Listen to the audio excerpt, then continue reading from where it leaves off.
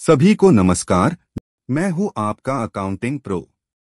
तो में आपका एक बार फिर स्वागत है। आज हम आपको एक पेशेवर की तरह बैलेंस शीट पढ़ना सिखाएंगे। बैलेंस शीट आय विवरण और नकदी प्रवाह विवरण के साथ तीन मुख्य वित्तीय विवरणों में से एक है। यह किसी कंपनी की किसी विशिष्ट समय पर वित्तीय स्थिति को दर्शाता है।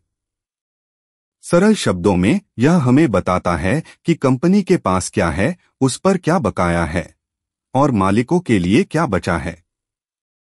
इसे किसी व्यवसाय की वित्तीय स्थिति का एक संक्षिप्त विवरण समझें।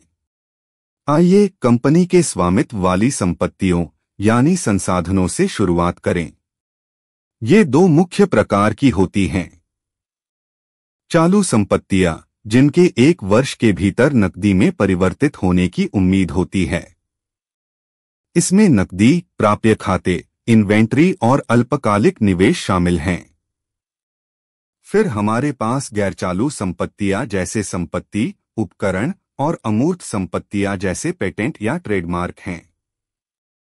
यदि चालू संपत्तियां चालू देनदारियों से काफी अधिक हैं, तो यह एक अच्छा संकेत है।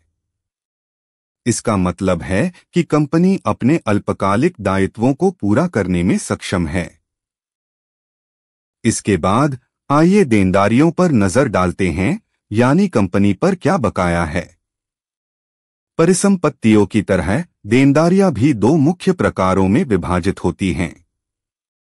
चालू देनदारियां, जिनका भुगतान एक वर्ष के भीतर करना होता है, जैसे देय खाते, अल्पकालिक ऋण और अर्जित व्यय। गैरचालू देनदारियां, जैसे दीर्घकालिक ऋण, देय बांड या पेंशन दायित्व। उच्च स्तर की गहराई जोखिमपूर्ण हो सकती है, लेकिन यह हमेशा बुरा नहीं होता। यह इस बात पर निर्भर करता है कि कंपनी इसका प्रबंधन कैसे करती है और वह किस उद्योग में है। अंत में हमारे पास शेयरधारक इक्विटी है, जिसे नेट वर्थ या बुक वैल्यू भी कहा जाता है। यह दर्शाता है कि परिसंपत्तियों से देनदारियों को घटाने के बाद मालिकों के पास क्या बचता है। इसमें आमतौर पर सामान्य स्टॉक, प्रतिधारित आय जो कंपनी में पुनर्निवेशित लाभ है, और कभी-कभी अतिरिक्त भुगतान की गई पूंजी या ट्रेजरी स्टॉक शामिल होते हैं। यदि इक्विटी ऋणात्मक है, तो यह एक खतरे की घंटी है। इसका मतलब है कि कंपनी के पास जितना स्वामित्व है, उससे अधिक बकाया है। अब जब आप इसके भागों को जान गए हैं, तो यहां बताया गया है कि एक पेशेवर की तरह बैलेंस शीट कैसे पढ़े। पहला, तरलता की जांच करें।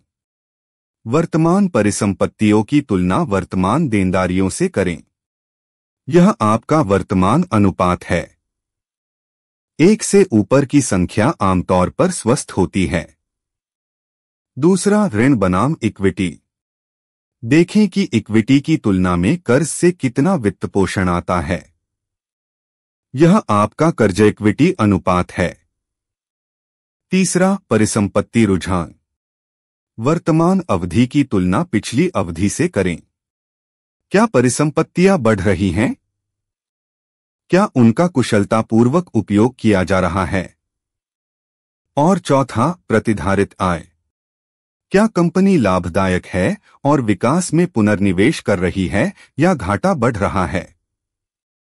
आइए एक त्वरित उदाहरण लेते हैं। मान लीजिए कंपनी ए के पास $1,00,000 की परिसंपत्तियां, $60,000 की देनदारियां और $40,000 की इक्विटी है।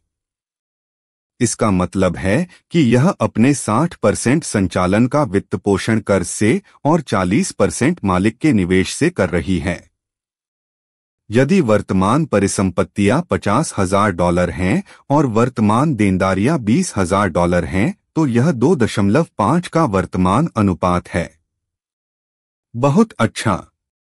और बस, आपने अभी-अभी एक पेशेवर की तरह बैलेंस शीट पढ़ना सीख लिया है। बैलेंस शीट केवल संख्याएं नहीं होती। देखने के लिए धन्यवाद। कृपया अकाउंटिंग जानकारीपूर्ण वीडियो के लिए अकाउंटिंग प्रो को लाइक और सब्सक्राइब करें।